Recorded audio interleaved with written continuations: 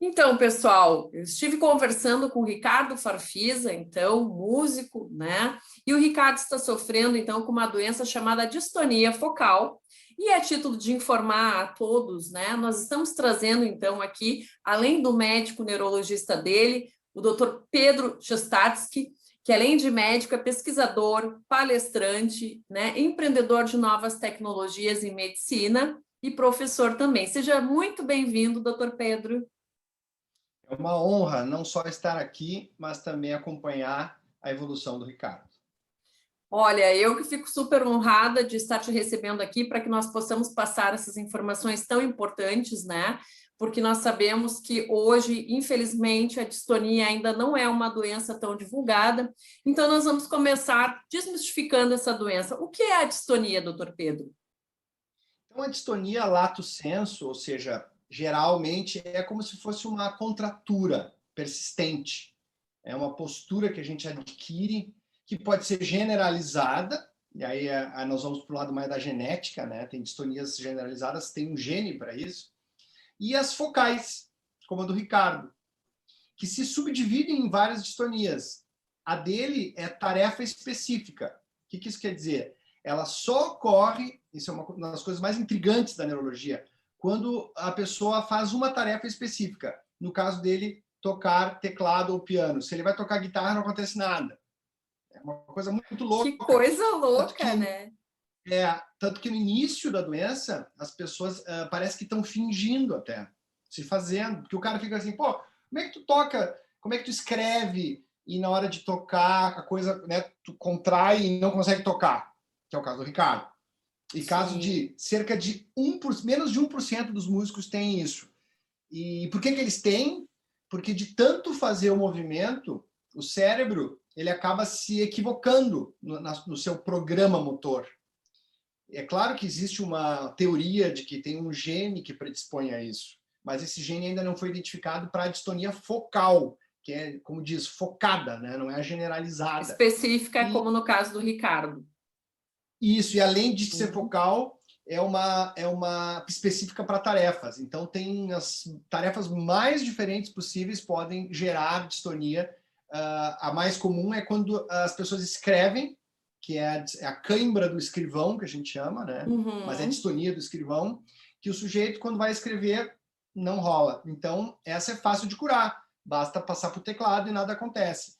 Mas a do Ricardo é complicada porque ele vive disso, né? Sim, ele é Ele músico há precisa 25 tocar. anos, né? Precisa tocar.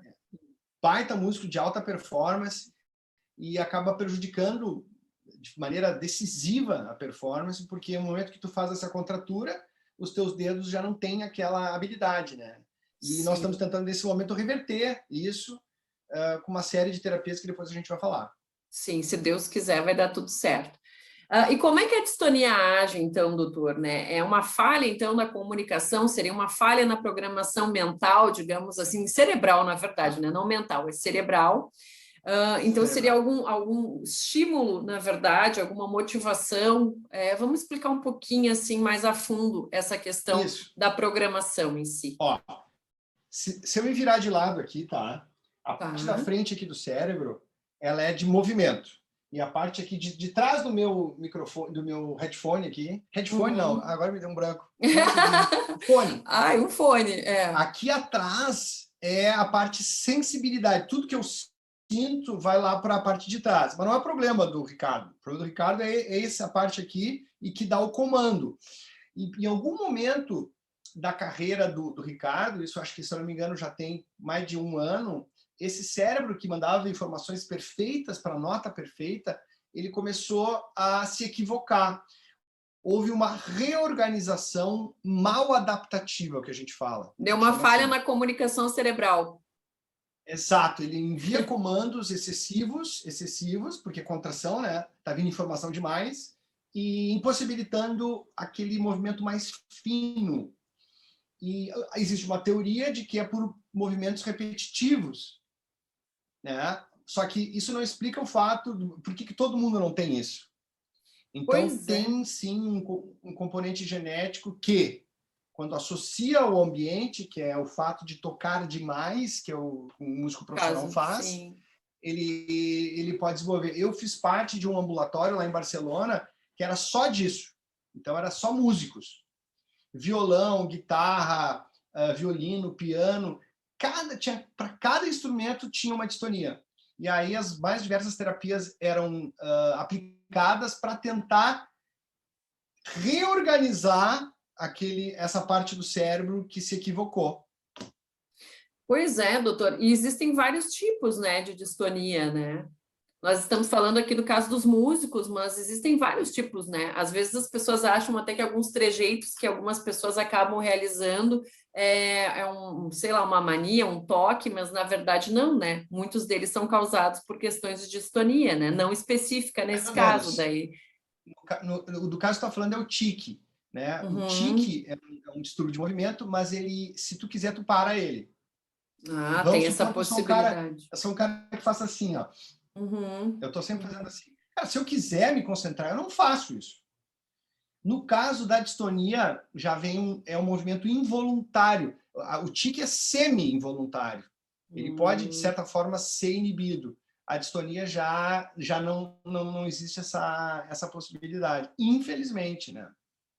E tem o tipo primária e secundária, né, doutor? Eu gostaria que tu explicasse um pouquinho sobre isso também para a gente. O primário, seja generalizado ou seja focal, ele vem do nada, tá? Ele não houve nenhum tipo de injúria cerebral óbvia ou não veio de remédios, né? Então, por exemplo, se eu tenho um AVC ou se eu tenho um traumatismo crânioencefálico, no meu processo de recuperação, eu posso desenvolver uma distonia ao longo do tempo, como efeito colateral dessa lesão.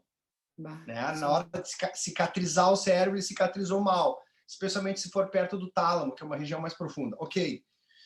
E existe muito a distonia por medicamentos, que é outra distonia secundária. Então, essa que eu falei pós-AVC é secundário AVC. Existe por uso de... contínuo de medicamentos. Alguns remédios psiquiátricos, de remédios psiquiátricos, né? Especialmente aqueles antipsicóticos antigos, o haloperidol, a cloropromazina. 20% dos pacientes que usam esses remédios podem ter distonias. São acometidos, 20% são acometidos. Nossa, é um número bem expressivo, né? Isso, bem expressivo. Na verdade, a distonia está no meio, mas eles têm outros distúrbios de movimento no qual a distonia está inserida. Eles podem ter até um tipo de parkinsonismo, tá? Mas de novo, é secundário a medicamento. Existe um outro tipo de distonia que acompanha a doença de Parkinson. Sim. Inclusive, pode ser o primeiro sintoma de uma doença de Parkinson, que é a distonia de pé. Muito comum, o cara tá correndo e aí o pé fica duro, assim, está contraindo involuntariamente. Esses pacientes vão no ortopedista por anos, até de repente começar a tremer a mãozinha e aí, prum, eclode o Parkinson. Então, realmente, a distonia, ela avaliada isoladamente, ela não me diz muita coisa. Tem que examinar o paciente, tem que pedir alguns exames para ver se ela é primária, ou seja, se ela começou do nada, geneticamente, ou no caso do Ricardo, as duas coisas, um pouco de higiene, um pouco de ambiente, por tocar muito, ou se houve uma lesão no cérebro do Ricardo, que a gente já viu que não houve, né? Uma das primeiras coisas que eu fiz quando recebi o Ricardo foi fazer todo um estudo do cérebro dele para ver se havia alguma cicatriz, alguma coisa que até ele poderia ter sofrido sem saber. Às vezes acontece, né? Quando tu nasce. E não havia nenhum tipo de lesão. O cérebro do Ricardo, do ponto de vista de imagem, ela é perfeito. É igual Ainda bem, graças a Deus. Exato. O único problema dele é uma questão de funcionamento, não é de estrutura. E esse funcionamento a gente tenta reverter com uma série de medidas, né? E se tu quiser, a gente já entra nesse assunto antes de tu fazer uma outra... na verdade, antes de entrar na questão das medidas, né, doutor, eu gostaria que tu nos falasse porque eu sei que existem muitas pessoas que, assim como o Ricardo, demoraram muito tempo para conseguir obter o diagnóstico, né, entender do que se tratava, de qual doença estava se tratando, né, o caso deles. Então, eu gostaria de saber como é que é feito o diagnóstico, né? Como é que uma pessoa pode ficar alerta e prestar atenção em alguns dados específicos, sejam cotidianos, que nós possamos, né, estar identificando. Que dados seriam esses, né? Além de uma dor específica, talvez, no mesmo lugar. A dor, ela vem da contratura, como se tu ficasse muito tempo, né, fazendo força. Mas a verdade é que, apesar da evolução tecnológica, de exames de imagem, de exames de sangue, o diagnóstico é puramente clínico. Nossa. É olhar o paciente e ver o que está acontecendo. Está feito o diagnóstico. O Parkinson, assim também. Hoje, o Parkinson até tem um exame que meio que te ajuda um pouco a diferenciar diferentes tipos de Parkinson, que também é um distúrbio de movimento, como a distonia. Mas vamos separar, tá? Não tem nada a ver. Sim. São completamente diferentes.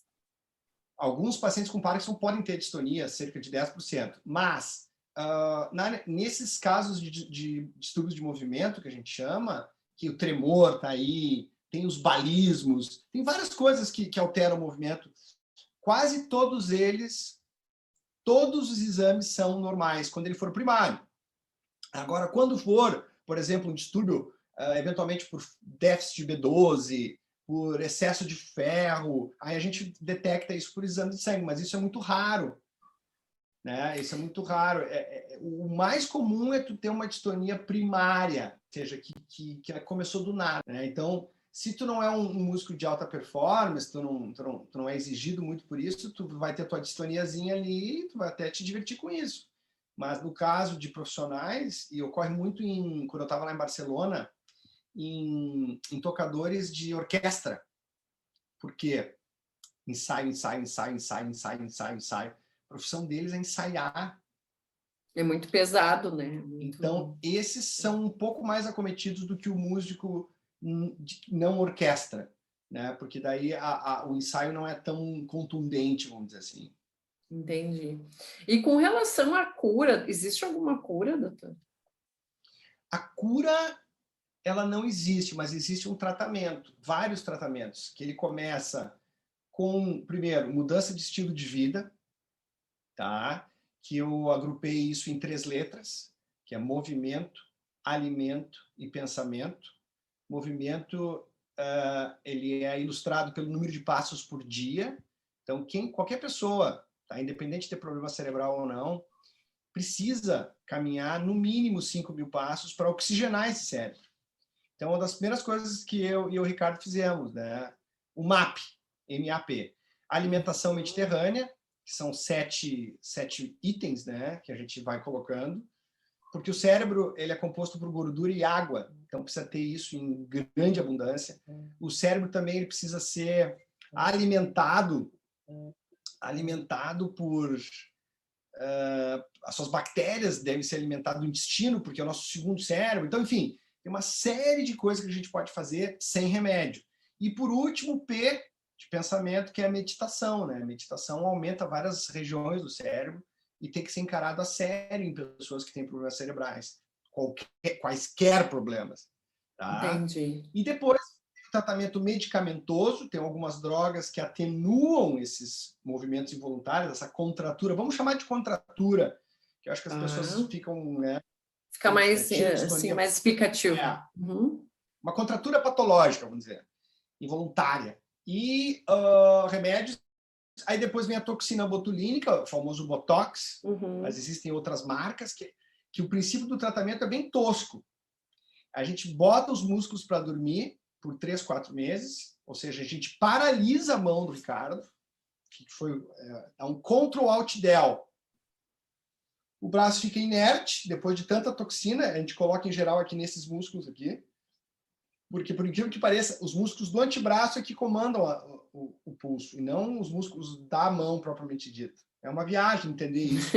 Mas a gente utiliza os músculos do antebraço, a gente enche de toxina para que a mão fique inerte. Então, o Ricardo ficou aí 3 meses sem fazer nada. Ele não conseguia fazer nada com a mão. Nem escrever, nem dar descarga, nem nada.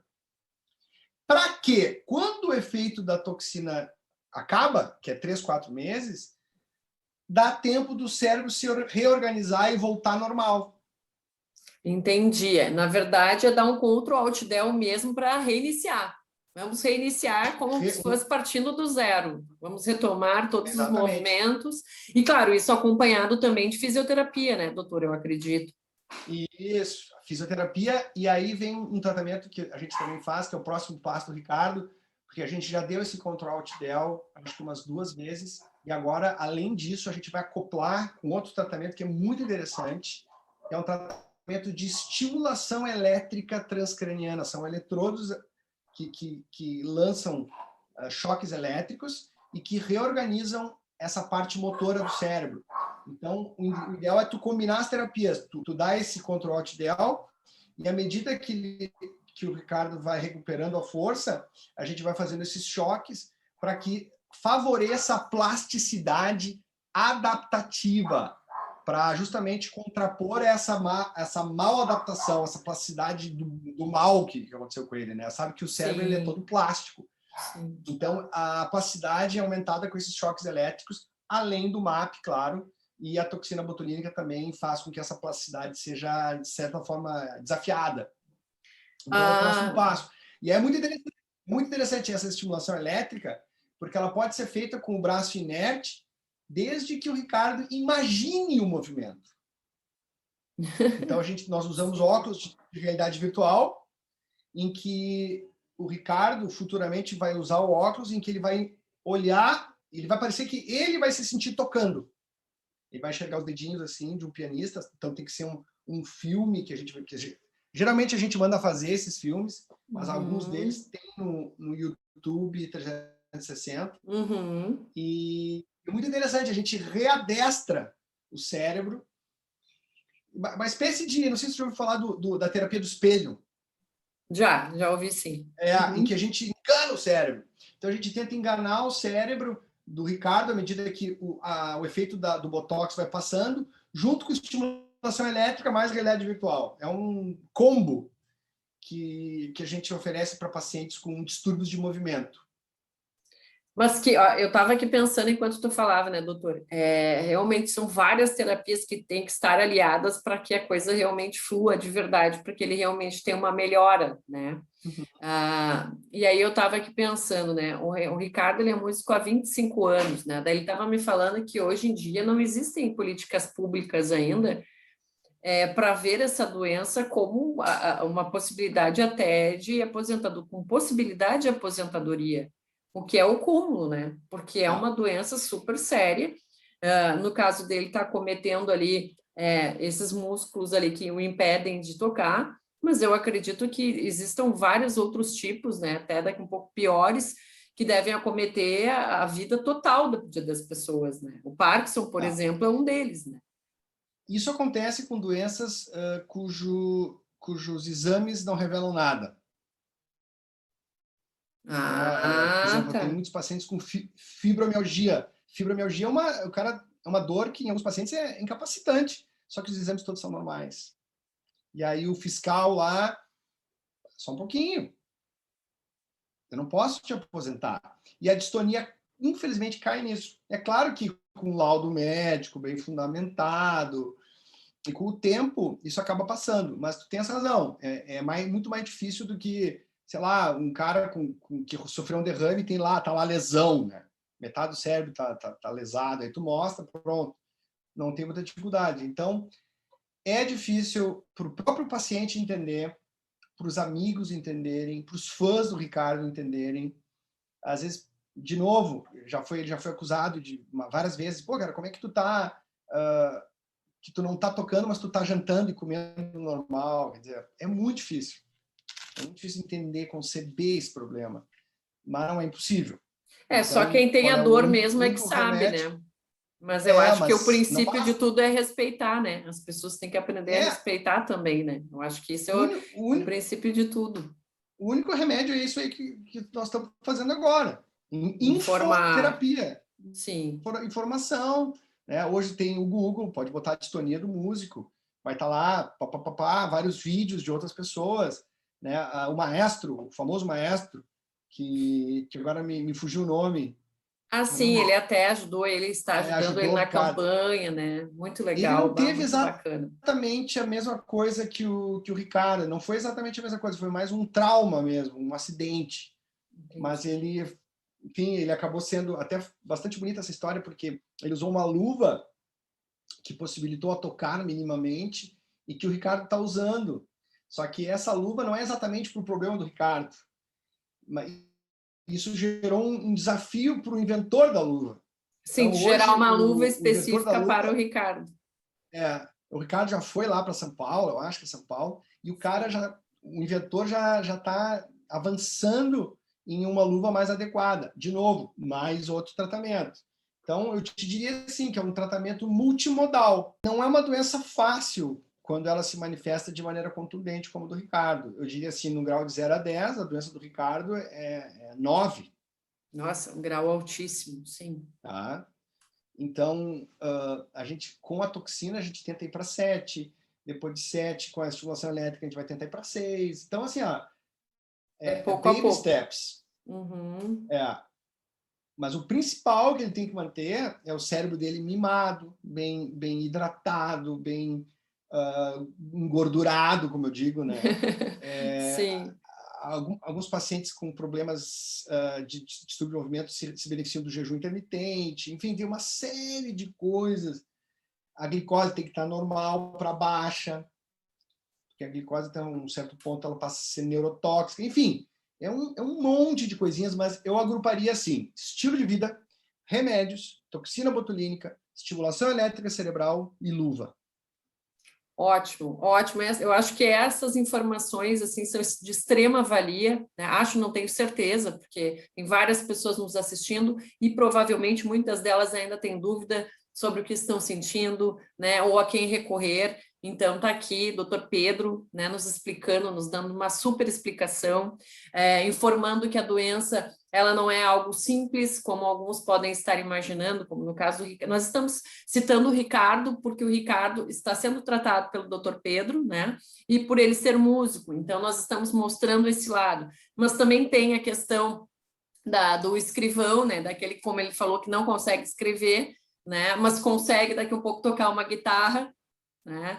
Então, são articulações, as articulações utilizadas são grupos de articulações diferentes. Então, é por isso que, às vezes, pode acometer da pessoa não conseguir tocar, mas ela consegue pegar um copo normalmente, ela consegue fazer outras atividades, né? Mas isso não significa que ela não tenha dor, né?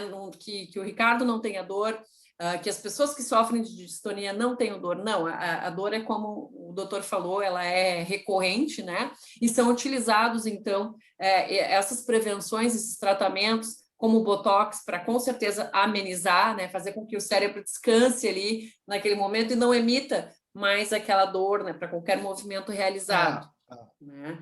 Então, Exatamente. assim, é de suma importância. Gostaria, doutor, que tu deixasse aqui as tuas redes sociais para quem quiser entrar em contato contigo, né? Quiser procurar um tratamento ou saber mais informações ainda sobre a questão da distonia, por favor.